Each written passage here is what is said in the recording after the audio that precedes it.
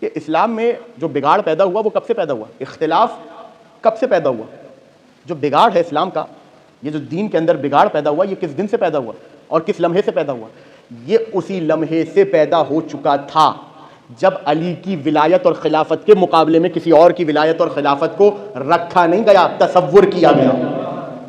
توجہ کیجیے، سورہ زمر کی آیت ہے 65ویں آیت، ارشاد ہو رہا ہے وَأُوحِيَ إِلَيْكَ وَإِلَى الَّذِينَ مِن قَبْلِكَ لَئِنْ أَشْرَكْتَ لَيَحْبَطَنَّ عَمَلُكَ وَلَتَكُونَنَّ مِنَ الْخَاسِرِينَ۔ قرآن کی توجہ کیجیے گا، حساس ترین آیتوں میں سے یہ ایک آیت ہے، حساس ترین آیتوں میں سے۔ آؤں گا ابھی جس طرف میں آپ کو لے کر آیا ہوں، حساس ترین آیتوں میں سے۔ لیکن آپ جانتے ہیں کہ اس حساس ترین آیت سے کتنا بڑا مطلب ہے جو واضح ہو جاتا ہے۔ حساس ترین آیت کیوں کہا میں نے؟ ترجمے سے معلوم ہو جائے گا۔ اے میرے حبیب، ہم نے آپ پر اور آپ سے پچھلے والوں پر یہ وحی کی کہ اگر آپ نے شرک کیا آپ کے سارے اعمال ضائع ہو جائیں گے اور آپ آخرت میں خاسرین میں سے ہوں گے۔ توجہ توجہ توجہ، آخرت میں کس سے کہہ رہا ہے خدا؟ کس سے کہہ رہا ہے؟ اپنے حبیب سے۔ وَأُوحِيَ إِلَيْكَ، اے میرے حبیب آپ پر وحی کی گئی، وَإِلَى الَّذِينَ مِن قَبْلِكَ، اور جو آپ سے پچھلے انبیاء تھے ان پر وحی کی گئی۔ کہ اگر سوچا جا سکتا ہے کیا کبھی کہ وہ محمد، وہ ذات جو آئی ہی شرک سے بچانے کے لیے ہو، جو آئی ہی شرک کی گمراہیوں سے نکال کے وحدانیت کے نور میں لوگوں کو داخل کرنے کے لیے، کیا اس سے تصور کیا جا سکتا ہے کہ وہ ذات کبھی شرک کرے گی؟ نہیں کیا جا سکتا نا۔ تو پھر خدا کیوں کہہ رہا ہے کہ اگر آپ نے شرک کیا؟ اعتراض ہوا آپ کے اور میرے نبی پر، اس بات کو لے کر اعتراض ہوا اور لوگوں نے اعتراض کیا کہ رسول خدا شرک کر سکتے ہیں، نعوذ باللہ، نقل کفر کفر نباشر، نستجیر باللہ۔ دلیل قرآن کی آیت۔ اگر نہیں کر سکتے تو خدا کیوں کہہ رہا ہے کہ اگر آپ نے شرک کیا؟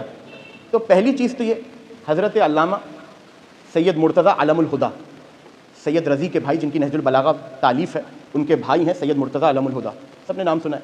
ان کی کتاب ہے تنزیہ الانبیاء، یعنی انبیاء پر جتنا اعتراض کیا گیا ہے انہوں نے اس کے جواب دیے ہیں۔ یعنی حیرت کی بات یہ ہے کہ جن پر گستاخ رسالت کا فتویٰ لگا وہی رسالت کا دفاع کرتے نظر آئے۔ حیرت کی بات ہے۔ تو انہوں نے دفاع کیا اور بڑے عجیب انداز سے دفاع کیا۔ انہوں نے کہا پہلی بات تو یہ کہ خدا نے رسول کو کہہ کر امت کو مخاطب کیا، بالکل ویسے جیسے آج ہمارے یہاں بزرگ یقیناً جانتے ہوں گے اس محاورے کو کہ بیٹی کو کہہ کے بہو کو سمجھانا، بالکل وہ والی بات ہے۔ دوسرا انہوں نے کہا کہ یہ آیت جس موقع پر نازل ہوئی اور اس آیت کا تعلق جس موقع سے ہے، مورد سے ہے، وہ بڑا عجیب و غریب ہے۔ اجازت دیں گے تو بیان کروں۔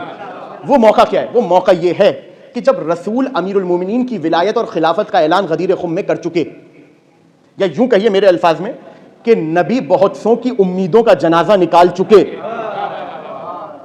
تب ایک گروہ آیا قریش کا یا انصار کا نبی کے پاس اور آ کر کہنے لگا یا نبی اللہ، ہمیں آپ سے شکایت ہے۔ 23 سال کی تبلیغ کے بعد نبی سے شکایت ہے۔ کیا شکایت ہے بھائی؟ کہ شکایت یہ ہے کہ ہم نے آپ کا ساتھ دیا، آپ ہجرت کر کے آئے، ہم نے آپ کو رہنے کے لیے مکان دیے، غزوات میں ہم آپ کے ساتھ لڑے، ہم نے آپ کے ساتھ مالی اعتبار سے، طعام اعتبار سے آپ کی معاونت کی، اور ہمارے لوگ آپ کے ساتھ جنگوں میں شہید ہو گئے، اور جب خلیفہ بنانے کی باری آئی تو آپ نے مہاجرین میں سے بنا دیا، تو یہ حق تو ہمارا تھا۔ کچھ اعتراض سمجھ میں آیا؟ بالکل ویسے ہی ہے جیسے فرشتوں نے کیا تھا۔ پروردگار ہم عبادت زیادہ کی ہے، تیری عبادت زیادہ کی ہے، ہمارا حق بنتا ہے۔ خدا نے کہا انی اعلم ما لا تعلمون، جو میں جانتا ہوں تم کہاں جانتے ہو؟ یہاں پر بھی بالکل ویسا ہی ہوا۔ شکایت تھی، چلو ٹھیک ہے شکایت تھی، آپ نے مہاجرین میں سے بنا دیا، ہونا تو انصار میں سے چاہیے تھا، ہم نے آپ کی مدد کی، ہمارے لوگ آپ کے ساتھ شہید ہوئے۔ رسول نے فرمایا تمہیں کیا لگتا ہے یہ حکم میں نے اپنی طرف سے دیا ہے؟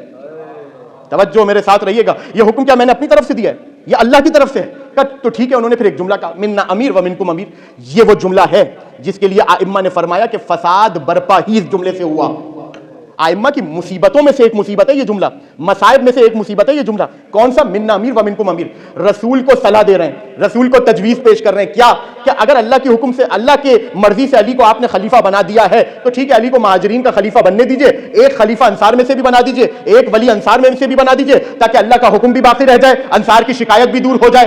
کیا ہوتا اگر نبی ان کی تجویز کو مان لیتے؟ اگر نبی ان کی تجویز کو مان لیتے تو علی کی خلافت تقسیم ہو جاتی، علی کی ولایت ڈسٹریبیوٹ ہو جاتی، علی کی ولایت میں شریک آ کر کھڑا ہو جاتا۔ جیسے ہی انہوں نے یہ تجویز دی، جبریل آیت لے کر نازل ہو گئے، اے میرے حبیب اگر آپ نے شرک کیا اعمال ضائع ہو جائیں گے۔ اے میرے حبیب اگر آپ نے شرک کیا اعمال ضائع ہو جائیں گے۔ دیکھیں انہوں نے کیا، میں نے کیا جملہ کہا، پھر آ رہا ہوں اس جملے کی طرف۔